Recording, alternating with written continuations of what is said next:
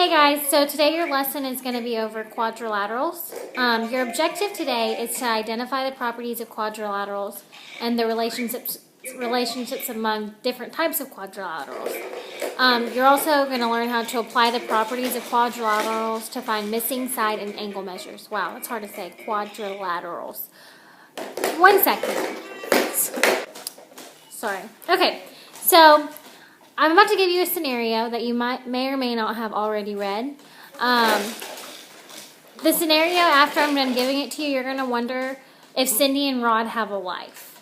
And sometimes you often do ask me that in math questions. And this is just a hypothetical scenario. I don't know if any of you will ever do it, but maybe one day you'll want to. So, Cindy and Rod are playing a guess the shape game with quadrilaterals. Cindy constructed the figure shown at the right. What types of quadrilaterals are shown in Cindy's figures? Which of the quadrilaterals shown in this figure is neither a parallelogram nor a trapezoid? To answer this question, you need to explore the different types of quadrilaterals and their properties. So a lot of you like the puzzle with angle measures that we did the other day. This is kind of the same concept. So first we need to talk about the different types of quadrilaterals. So in class, I gave you a foldable that looks very, very similar to this. You are to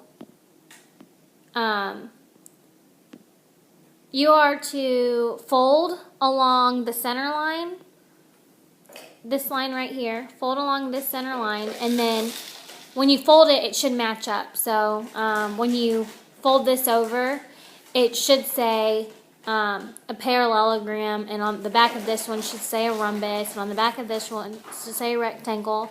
On the back of this one it should say a square. On the back of this one it should say, well, it doesn't say right here, but this is a trapezoid, you should know that. And on the back of this one it's a kite. Okay, so let's start marking our foldable. Okay, when I say mark, I mean mark it with angle measures and angle marks and tick marks to say if they're congruent sides or not. So let's read. A parallelogram, and I would like you, if you have a highlighter available, to highlight this. Highlight parallelogram, that is the vocabulary word that goes along with this, is a quadrilateral with two pairs of parallel sides. Two pairs of parallel sides. So I need to indicate somehow on my parallelogram that they have two pairs of congruent sides. Oh, just kidding. Two pairs of parallel sides, that's not the same thing as saying they're congruent. The next sentence is what I'm talking about. Opposite sides and opposite angles are congruent. So opposite sides are congruent, so let's indicate that. And opposite angles are congruent. So these are opposite angles, and I know it's not perfect, it's with stylus. And then I'm going to indicate 2 to indicate that this measure and this measure are not the same. So let's go on to our next one. A rhombus is a parallelogram. So a rhombus is a parallelogram. That's the word I want to highlight. A rhombus is a parallelogram with 4 congruent sides. So the difference between a rhombus and a parallelogram is a parallelogram doesn't have to have congruent sides, but a rhombus does. So a rhombus is a parallelogram, but a parallelogram is not a rhombus. So let's indicate that they're all congruent. So I can use 1 tick mark.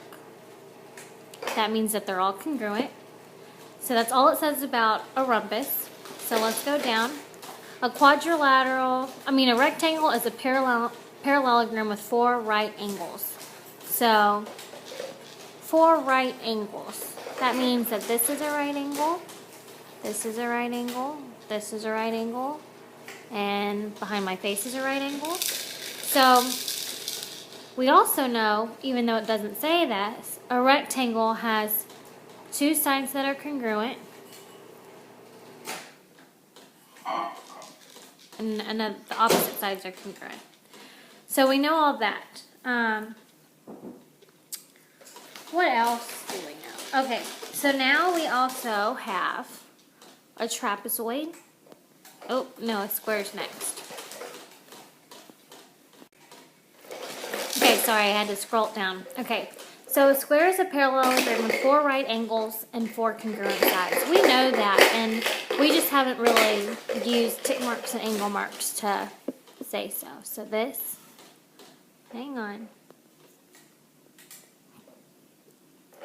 Those are all equal, and these are all right angles. So a quadrilateral with exactly 1 pair of parallel sides. I didn't put the name, I for some reason didn't type it up, but this is a trapezoid. A trapezoid is, so just go ahead and write, a trapezoid is a quadrilateral, that's not a Q, I promise, it's an A. A quadrilateral with exactly 1 pair of parallel sides. So let's look at my trapezoid. Well, parallel means that they don't intersect. If this line and this line were to keep going, they'd intersect. These two will never intersect. So that means these are my parallel lines. They're not equal, but in a trapezoid, they don't necessarily have to be equal, and they're not equal. So that's all you need to know. A trapezoid is a quadrilateral with exactly 1 pair of parallel sides. You can highlight this so you can know that this is your parallel. Oops. This is your parallel side. Parallel, parallel. So then a kite. A kite is a quadrilateral with 2 pairs of adjacent sides that are congruent. The measure of its angles are less than 180 degrees. Oops, that's way too big. That's supposed to be degree mark, because 180, there we go. Well, it's still a little funny there. Okay, so a kite is a quadrilateral with 2 pairs of adjacent sides that are congruent. When we're talking about adjacent, we mean this is an example of an adjacent side. So this side is adjacent to this side, and they're equal. And this side it is adjacent to this side, and they're equal. And all the angles, the measures of its angles are less than 180. All right, I got a little friend here with me. So if you look at the figure up here, I want you to go ahead and draw this in your interactive notebook. All of these, if you look at it, these lines matter. This is just a visual for you to see what all of the shapes look like, but most importantly, it's for you to see a trapezoid, parallelogram, and kite are split up, are all types of quadrilaterals. So are rectangles, rhombuses, and squares, but a rectangle, rhombus, and square all have classifications of a parallelogram. A square has the classifications of a rectangle and rhombus. So that means that a square is always a rhombus, but a rhombus is not always a square. A rectangle, rhombus, and square are all types of parallelograms, but a kite isn't and a trapezoid isn't. It just depends on how you see it. So I want you to draw that, and then when you're done doing that, I want you to write down 1 through 7 on inside your interactive notebook, and I want you to do the best you can and try to solve them. I will be going over them in this lesson shortly. All right, so classify each quadrilateral by giving them the name that best describes it. Number 1 is obviously square, and I think you know that. Number 2 is a rectangle. Number 3 is a kite. Number 4, those are my glasses. Yep, those are mine. Number 4 is a quadrilateral. I think that's the one that would probably give you all the most trouble, because you're probably looking for something more specific than just a quadrilateral, but it's nothing else but a simple quadrilateral. Number 5, yep, that's my stylus. Yep, okay. A square is a rhombus. Well, if you looked at what I showed you the other day, one second. Okay, that much better now. We found one of her toys, not one of my toys. So a square is a rhombus. If you looked at the little figure that I asked you to draw, a square is a rhombus. It is always a rhombus. It's not sometimes a rhombus. It is always a rhombus. it has all the classifications of a rhombus. So this is always. Okay.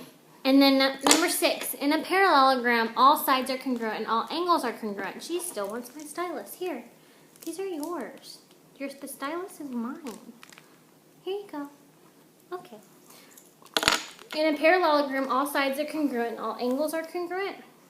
So, if you read the definition of a parallelogram, all sides aren't always congruent. It just says that 2 sides are always congruent. So opposite sides are congruent. If they are always congruent, that means that it's a rhombus. That's the definition of a rhombus. So this is just sometimes. Yeah. Okay. Number 7, I'm going to pause this and I'm going to blow it up to make it look bigger because we're going to talk about number 7. Okay, number 7 says, find the missing lengths of the lengths and angle measures of the parallelogram WXYZ. So, here's what we know about parallelograms. We know that opposite sides are congruent. So, opposite sides are congruent. So I'm going to indicate that. And opposite angles are congruent. So I'm going to indicate that with a different color so y'all can see it. So Z and X, these are opposite, and Y and W. Oops, I need to use a different one. So yours should look similar to that. So Z and Y, we can figure out the line ZY is 17 centimeters because it's congruent to WX. And then YX and ZW are congruent, so that means ZW is also 10. Oops. Oh, I know you don't want to do this anymore. I'm sure they don't either. Okay, so we know that. Now we just need to find missing angle measures. Missing angle measures, this is 30 degrees. That means that X must be 30 degrees because that's congruent. Well, Y and X and Y are both, they're supplementary angles. And y'all might visually be able to see that. These are supplementary angles. So that means they should equal up to supplementary is straight. I don't remember who told me that. One of you told me that's a cool way to remember it, and I like it. So straight is 180 degrees. So 180 minus 30. Well, I'm going to go ahead and show my work because I get on to y'all for doing this. Is 150 degrees. So that must mean that Y is 150 degrees. And if Y is 150 degrees, then that means W is 150 degrees. And voila! It's like magic. We already found all of our congruent sides and our congruent angles. So that's it. Tomorrow when you come into class, we'll have a few questions on this. And I hope that you enjoyed your second flipped classroom lesson. Say bye, Reese. Say bye, big girl. Say bye. Are you mad? Are you mad?